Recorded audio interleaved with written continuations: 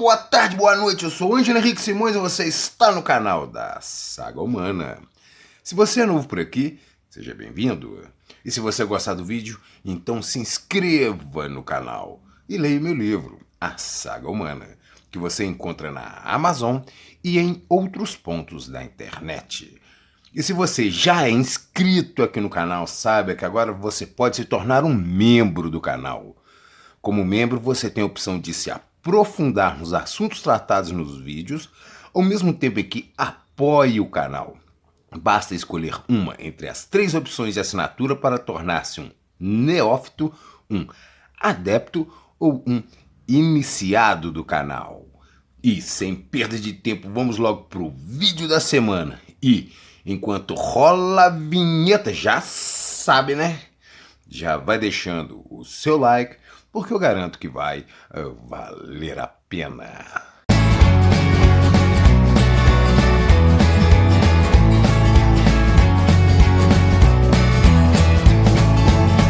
A cup of coffee in the morning. A hipótese do contato transoceânico. O entendimento comum é de que a elevação do nível dos mares isolou permanentemente os caçadores-coletores que haviam, milênios antes, atravessados da Ásia para a América do Norte. Dessa forma, as populações do continente americano teriam desenvolvido suas práticas agrícolas, religiosas, artísticas, culturais e linguísticas isoladamente. A ocorrência de algumas evidências, entretanto, dá força à teoria pouco aceita dentro do ambiente científico de que as populações das Américas tenham mantido algum tipo de intercâmbio com as populações do Oriente Médio e do Mediterrâneo desde a antiguidade. Até onde sabemos, os habitantes da massa da Eurásia e da África estiveram isolados pelo oceano dos habitantes do continente americano. Segundo o entendimento vigente, esse isolamento teria perdurado desde há cerca de uns 15 ou 20 mil anos atrás até 12 de outubro de 1492, quando a armada do navegador genovês Cristóvão Colombo chegou à região das Bahamas. Pelo menos, isso é o que tem sido ensinado desde então. Contudo, não é bem isso que as gerações mais novas têm aprendido nas escolas atualmente. Uma série de novas pesquisas tem demonstrado que 5 séculos antes de Colombo, os vikings não só estiveram no continente americano, como chegaram a estabelecer um povoamento. A historiografia oficial hoje reconhece que no ano de 982 da nossa era, o norueguês Leif Erikson, filho do lendário Érico o Vermelho, teria sido o primeiro europeu a alcançar o continente americano. Mais especificamente, Leif Erikson, vindo da Groenlândia, aportou na região do Labrador, no Canadá, onde fundou um povoado viking que os historiadores modernos chamam de Lans aux Meadows, o qual permaneceu habitado até o ano de 1012. Mas atualmente, diversas pesquisas promovidas dentro e fora da academia apontam para evidências do que teriam sido contatos transoceânicos ocorridos entre os habitantes das Américas e da Eurásia em tempos muito mais antigos. A arqueóloga franco-brasileira Niede Guidon, por exemplo, defende que o Homo sapiens chegou ao continente americano em algum momento antes de 60 mil anos antes do presente, vindo da África, cruzando o Oceano Atlântico. Por mais fora de contexto que essas ideias possam parecer, elas encontram algum amparo na pesquisa arqueológica e genética. Embora a hipótese do contato transoceânico remeta a tempos mais recentes, as pesquisas de Guidon demonstram o quanto nosso entendimento pode estar enganado sobre a presença do homem nas Américas e as travessias oceânicas por populações primitivas. De maneira geral, a hipótese do contato transoceânico refere-se aos eventuais contatos e interações mantidos entre povos pré-colombianos e povos da Eurásia, África ou Oceania antes da chegada de Colombo. A presença de nicotina e cocaína em múmias egípcias. No ano de 1992, a russa Svetlana Balanova toxicóloga e médica legista do Instituto de Medicina Forense de Ulm, na Alemanha, teve a oportunidade de examinar a múmia de uma sacerdotisa da 21ª dinastia, conhecida como Het-Nu-Taui. Os resultados dos exames revelaram a presença de traços de cocaína e de nicotina na múmia, substâncias que só seriam conhecidas pelos habitantes da Eurásia e África cerca de 2.500 anos mais tarde, depois que Colombo chegasse ao continente americano, de onde as plantas de cocaína e de tabaco são originárias, embora também existam variações dessas plantas na Polinésia. Não é novidade o fato de que os egípcios consumiam substâncias como mandrágora, cânhamo, ópio e haxixe, presumivelmente em decorrência de demandas tanto cerimoniais como medicinais. Mas encontrar restos de cocaína e de nicotina em uma múmia era uma grande surpresa. A presença dessas substâncias não fazia o menor sentido. Acreditando na hipótese de erro de manipulação, novos testes foram realizados, mas os resultados foram os mesmos.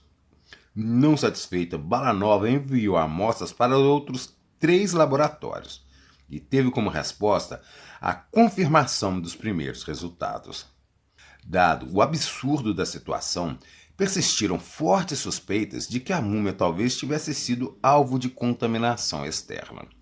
Para eliminar todas as dúvidas, foi selecionado um novo método, absolutamente seguro, que permitiria esclarecer em definitivo se Het-Nu-Taui realmente absorveu a droga ou se os resultados anteriores apenas acusavam uma contaminação posterior do cadáver. Foram examinados então os folículos capilares, que conservam traços das moléculas durante meses em um organismo vivo, ou indefinidamente, no caso de um organismo sem vida, os quais só podem ser metabolizados enquanto o organismo está vivo. Infalível, certeiro e seguro, a submissão da múmia a esse novo tipo de exame seria capaz de esclarecer as dúvidas e encerrar a questão. Mas os resultados do exame novamente deram positivo para cocaína e nicotina. Não havia tido contaminação externa. Era impossível de se acreditar que os exames de uma múmia egípcia legítima pudessem acusar o consumo em vida dessas substâncias. Restava a hipótese de que a múmia examinada, afinal, fosse falsa. A egiptóloga americana Rosalie David suspeitou dessa possibilidade. Ela avaliou os relatórios gerados durante a condução das pesquisas e considerou o estado de conservação da múmia e as faixas que a envolviam, e concluiu que a múmia examinada, de fato, parecia ser autêntica. Rosalie David então resolveu repetir essas mesmas análises em múmias do museu que tinha sob sua guarda. E mais uma vez o resultado surpreendeu. Os testes em 2 dessas múmias deram positivo para a presença de nicotina. Essa sequência dos fatos fez os investigadores relembrarem um caso parecido, acontecido com a múmia de Ramsés II, cerca de 15 anos antes, quando ela esteve em Paris para ser submetida a cuidados de restauração. Nessa oportunidade, havia sido detectada a presença de cristais característicos de tabaco, que, configurando um completo absurdo, foi interpretado como sendo a ocorrência de algum erro, sem que o assunto recebesse maior importância. Mas, na continuidade da investigação científica de Het-Nu-Taui, Svetla Balanova verificou que a quantidade de nicotina encontrada nos cabelos da múmia referia-se a um consumo exageradamente alto, suficiente para causar a morte de quem ingerisse tamanha quantidade da substância. Baseada nessa informação, foi considerada uma nova linha investigatória. A hipótese consistia de que o contato do organismo com a nicotina teria ocorrido quando ele já estivesse sem vida, logo após a sua morte, durante o processo de mumificação. Com essa hipótese em mente, Svetla Balanova resolveu coletar amostras de corpos preservados naturalmente que estavam sob a guarda de diversos museus por toda a Europa.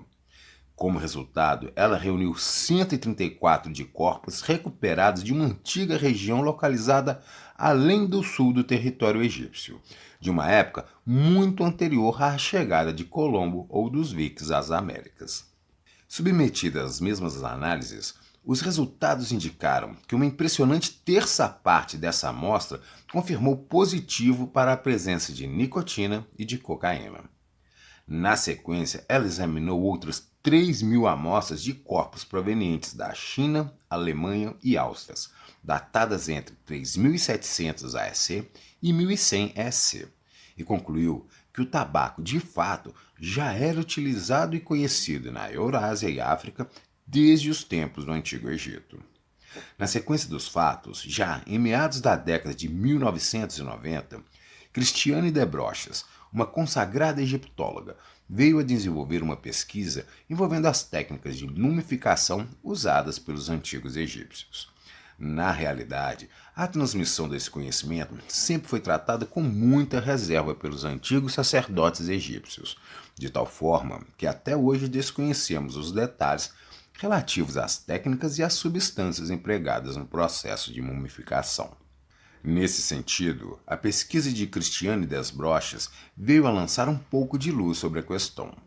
Referindo-se à múmia de Ramsés II, que cerca de 2 décadas antes havia estado em Paris para procedimentos de restauração, quando foi detectada a presença de traços de tabaco, Desbrochas concluiu que, durante o processo de mumificação, o tronco da múmia havia sido preenchido com produtos desinfetantes e fragmentos de folhas de nicotina picadas.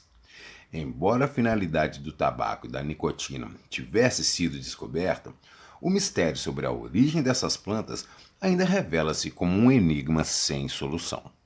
Não existem representações de relevos, papiros, túmulos ou onde quer que seja que façam referências à planta do tabaco ou semelhantes.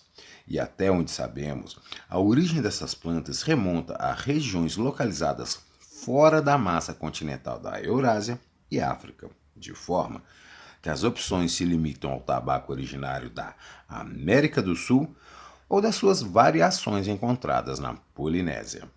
De qualquer forma, sua presença no Egito nos faz supor sobre a existência de longas rotas comerciais, provavelmente estabelecidas através de intermediários, como aquelas que supostamente foram utilizadas pelos egípcios para importarem seda chinesa. Essa conexão com a China é sugerida a partir dos fios de seda encontrados em múmias egípcias, que só podem ter tido a China como origem. Com relação à origem da cocaína, que há muito tempo já era conhecida dos povos andinos, existem na África plantas assemelhadas à coca, embora nenhuma delas contenha a cocaína exatamente. É possível que alguém sugira que durante a antiguidade tenham existido, nas regiões da África ou do Oriente Médio, plantas mais próximas ao tabaco e à coca da América do Sul, que pudessem ter desaparecido em decorrência de alterações climáticas ou de consumo excessivo. Mas para os botânicos, contudo, essa hipótese está descartada.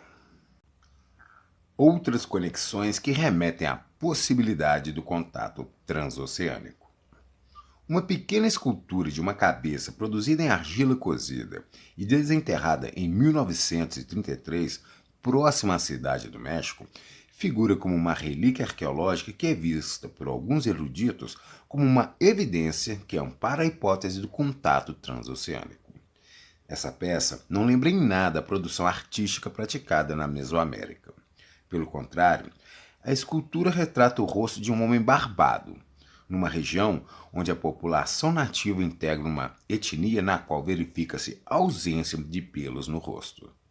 A datação do objeto, feita pelo Instituto Max Planck de Física Nuclear da Alemanha, estimou que o objeto foi esculpido aproximadamente por volta do ano 200 da nossa era. E os especialistas que analisaram o artefato concordam que a escultura possui um evidente estilo da arte romana que foi praticada por volta do século II da nossa era. O historiador, escritor e professor australiano Geoffrey Blaney chama atenção para o fato de que os golpes curtos e bruscos com os quais as populações da Nova Guiné derrubavam árvores para a introdução das primeiras práticas agrícolas por volta de 10.000 AEC também eram característicos dos machados de guerra dos índios norte-americanos, ao invés dos movimentos típicos dos atuais machados de cabo longo. Ainda segundo Blaney, a galinha pigmentada da China, com seus ossos e carne escura, também existiu nas Américas. E tanto na China como nas Américas, espécimes dessas galinhas eram sacrificadas em rituais de magia e cura, mas evitadas nas refeições. Também são frequentemente invocadas as impressionantes convergências existentes entre os calendários dos maias e dos hindus. Ambos os calendários apontam as cercanias do ano de 3100 AEC, com diferença de apenas 12 anos entre eles, como sendo o limiar entre o fim de uma antiga era e o início de um novo ciclo nos seus respectivos calendários. E dos 20 nomes atribuídos aos dias do calendário maia, 4 parecem ter sido emprestados diretamente das divindades hindus. Nesse sentido, alguns estudiosos menos ortodoxos consideram a possibilidade de que o calendário maia encontre suas origens em Taxila, o antigo reino da região do Vale do Indo, atualmente um sítio arqueológico no Paquistão. Outra hipótese que encontra amparo nas ideias do contato transoceânico e que vem despertando cada vez mais o interesse dos estudiosos refere-se à localização das lendárias e misteriosas terras de Ofir. Ofir é um personagem bíblico do Antigo Testamento, mencionado como um dos filhos de Joctã, da descendência de Sem, filho de Noé. Ofir também era o nome de uma grande região citada na Bíblia, famosa por sua riqueza, a qual era associada a Ofir. Essas terras eram de localização incerta, mas situavam-se sabidamente a oeste do mundo conhecido. A narrativa bíblica conta que o rei Salomão recebia carregamentos de metais, pedras e itens preciosos e de animais exóticos vindos de Ofir a cada 3 anos. E a hipótese que vem ganhando força ao longo dos últimos anos situa essas ricas terras de Ofir no interior do continente sul-americano. Os difusores dessas ideias, entre eles o pesquisador brasileiro André de Pierre, cujo link para o canal dele vai ficar na descrição do vídeo, defendem que as terras de Ofir seriam alcançadas por meio do Caminho de Peabiru, um ancestral conjunto de estradas e trilhas com mais de 3.000 quilômetros de extensão que ligavam o litoral atlântico da América do Sul ao interior das regiões andinas, o qual teria sido utilizado desde tempos imemoriais. Especulações, associações e evidências do contato transoceânico. Um grande número de presumíveis evidências e de interessantes teorias tem sido invocado em favor de uma suposta conexão entre as antigas populações da Eurásia, África, Oceania e Américas. No que tange especificamente ao contato entre a antiga região mediterrânea e a América pré-colombiana, soma-se ainda a presença de algumas surpreendentes semelhanças linguísticas, verificadas entre os nativos pré-colombianos e os povos da Mesopotâmia e Mediterrâneo, até a análise do que tanto podem ser geofatos, produzidos pela natureza, ou artefatos, produzidos pelo homem, os quais se encontram em lugares como a Pedra do Ingá, na Paraíba, e Pedra da Gávea, no Rio de Janeiro, entre outros lugares, além da interpretação de lendas, tradições e nomes presentes em localidades da América do Sul que parecem incorporar referências semíticas. Dando força à hipótese do contato transoceânico, muitos aventureiros modernos têm se lançado pelos mares a bordo de réplicas de embarcações antigas e realizado viagens marítimas de longa distância. Uma dessas viagens foi empreendida por Philip Beylow, um aventureiro e marinheiro britânico moderno. Ele conduziu a construção de uma réplica de uma embarcação fenícia do século VI AEC, medindo 20 metros de comprimento, que foi construída com métodos e materiais tradicionais fenícios. A bordo dessa embarcação, ele zarpou do local onde outrora encontrava-se a antiga cidade fenícia de Cartago, na Tunísia, norte da África, em 28 de setembro de 2019 e atracou em segurança no porto de Santo Domingo, na República Dominicana, em 31 de dezembro do mesmo ano. Esse feito, como outros semelhantes, prova sem sombra de dúvida que povos antigos possam ter feito essa jornada, mas não prova que povos antigos tenham efetivamente feito essa jornada. Por outro lado, a simples existência do mapa de Piri Reis é bastante sugestiva nesse sentido.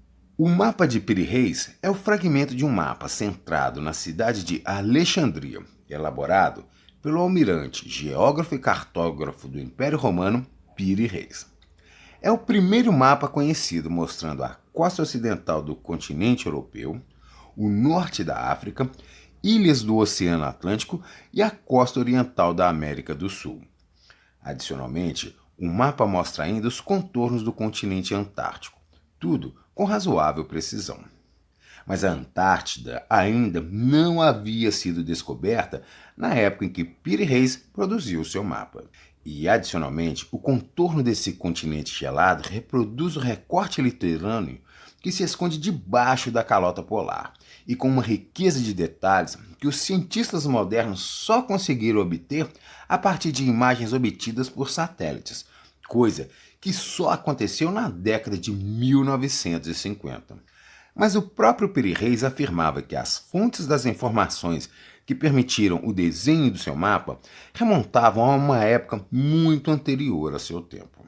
Embora a hipótese do contato transoceânico possa parecer bastante estranha sobre a ótica do conhecimento científico atual, essas ideias parecem demandar uma análise mais aprofundada, pois gradativamente vem ganhando força a impressão de que essa é uma questão ainda em aberto. Considerando todas as evidências, não deveria ser absurdo considerar a hipótese de que, afinal, talvez tenha havido, desde a antiguidade, algum fluxo de ideias ou previsões entre os povos da Eurásia e África e os habitantes do continente americano, e talvez da Oceania. E para quem se interessou pelo tema e quer conhecer mais alguns detalhes sobre as ideias que envolvem a hipótese do contato transoceânico, recomendo também esse antigo vídeo daqui do canal, cujo link também vai ficar na descrição. Então é isso, pessoal. Esse foi o vídeo da semana. Espero que tenham gostado. Obrigado pela sua companhia até aqui e agradeço se você puder compartilhar, curtir e comentar esse vídeo. E se você ficou até aqui comigo e ainda não é assinante do canal, então se inscreva. E se você gostou desse vídeo, lembre-se que tem mais conteúdos como esse no meu livro, A Saga Humana. E se você quiser se aprofundar nos assuntos tratados nos vídeos e ao mesmo tempo apoiar o canal, escolha uma entre as 3 opções de assinatura e torne-se um neófito, um adepto ou um iniciado. Valeu, galera! Uma boa semana pra gente, aquele abraço e até o próximo vídeo!